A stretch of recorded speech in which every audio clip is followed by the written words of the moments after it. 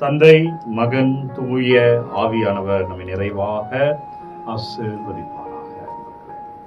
மீண்டும் இந்த சனிக்கிழமை இந்த காலை ஆசீர்வாதத்திலே ஆண்டவருடைய பிள்ளைகள் ஆண்டவரை பற்றி அறிவிப்பவர்கள். இயேசுவுடனான உறவு என்பது நமக்கும் அவருக்கும் இருக்கிற உறவு மட்டுமல்ல. இயேசுவுடனான உறவு, அவரோடு பழகுதல் என்பது அவரை பற்றி பிறருக்கு அறிவிப்பது. அன்பு செய்வது போல பிறரை அன்பு செய், பிறருக்கு அறிவிப்பது. அப்படி சீடர்களை அவர் செய்யும்படி படித்தார்.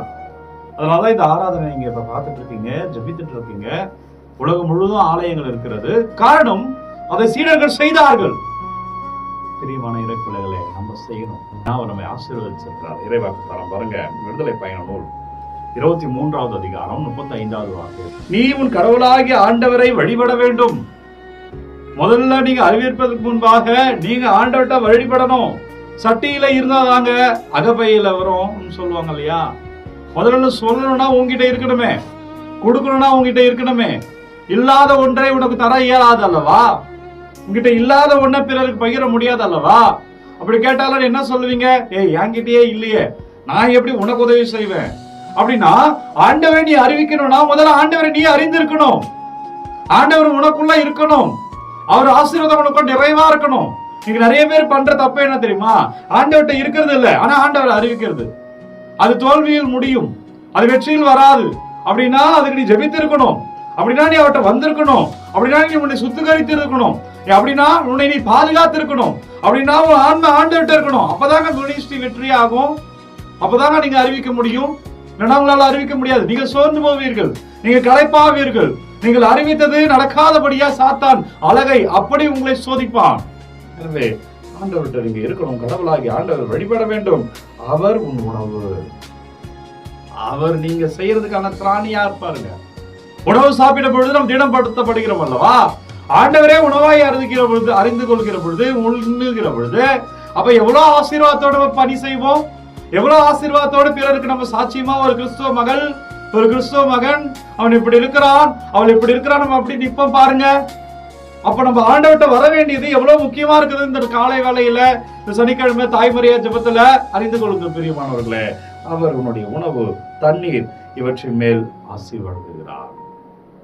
அவர் உங்களுக்கு எல்லாவற்றிலும் ஆசி வழங்குகிறார். நீங்க அவர்கிட்ட போயிடும்போது, நம்ம அவர்கிட்ட ஜெபிக்கிற பொழுது, அவர்கிட்ட முறையிடுகிற பொழுது, அப்படி ஆசீர்வாதங்கள் நம்ம மேல பொழிகிறாரு.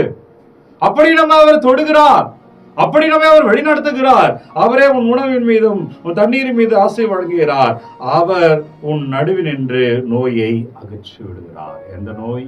உடல் நோயா இருக்கலாம், மனநோயா இருக்கலாம், இல்லை ஏதாவது மீது அதிகமான பற்று என்ற நோயா இருக்கலாம், நம்ம இடம் இருக்கிற தீய தேவையில்லாத தவறான பழக்க வழக்கங்களோ, உறவுகளோ, செயல்களோ இருக்கலாம், சிந்தனைகளோ இருக்கலாம். அவர் அதை அகற்றுகிறாருங்க.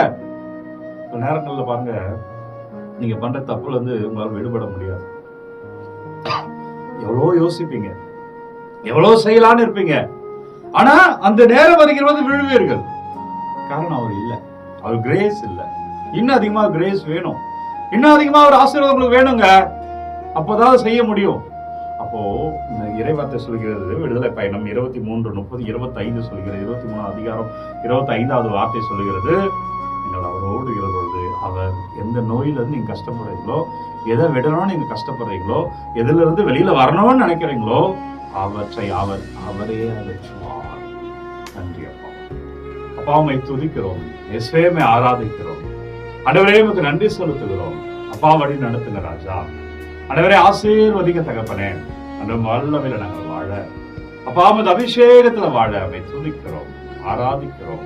ஒவ்வொரு பிள்ளைகளுக்காக இயேசுவுக்கு நன்றி செலுத்துகிறேன். இன்றைக்கு இறை வார்த்தை பாருங்க, அதுக்கு சாட்சியமா இருக்கணும். மார்க் செய்தி 16வது அதிகாரம் 9லிருந்து 15 வரை உள்ள இறை வார்த்தையில சீடருக்கு திரும்ப திரும்ப சொல்லுகிறார், நான் உயிர்த்துட்டேன், இந்த வாரம் முழுவதும் உயிர்ப்பு பற்றி தான் தியானிக்கிறோம். ஆனா அவன் நம்பல. அப்ப இயேசு அவர்களை கண்டு கொள்கிற பொழுது, அவர்கள் காட்சி தருகிற போது அவர் கடிந்து கொள்கிறார். அப்படி அவர்களை திடப்படுத்துகிறார்.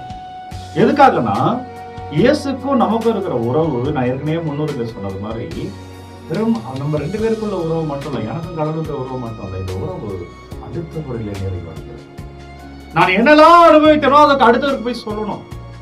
கிறிஸ்துவத்தினுடைய வாழ்க்கை என்பது அவர் செய்த அதிசயங்களும் அற்புதங்களிலும் அல்ல, அவர் அனுபவித்த பாடுகளிலும் வலியிலும் வேதனையிலும் உயிர்ப்பிலும் மரணத்திலும் உயிர்ப்பிலும் அடங்கி இருக்கிறது. தொடக்க காலத்துல முதல் நூற்றாண்டிலே சீடர்கள் இதைத்தான் அறிவித்தார்கள், இதைத்தான் பறைசாற்றினார்கள். பவுலடிகளார் இதைத்தான் போதித்தார். பிலிப்பியர் புத்தகம் 2வது அதிகாரம் 6-11. அவர் பாடிகளை தான் தொடக்கத்திலே சீடர்கள் அறிவித்தார்கள். அதெல்லாம் உலகம் முழுவதும் திருச்சபை வளைந்திருக்கிறது, உலகம் முழுவதும் திருச்சபை பெருகி இருக்கிறது. நாமும் கூட அவரை அறிவிப்போம். அது நமக்கு ஆசீர்வாதம். அவருக்கு சாட்சியா நம்ம இருப்போங்க. இந்த உயிர்ப்பு காலத்தை கொண்டாடுகிற வேலையில பாஸ்கர் காலத்துல இருக்கிறோம்.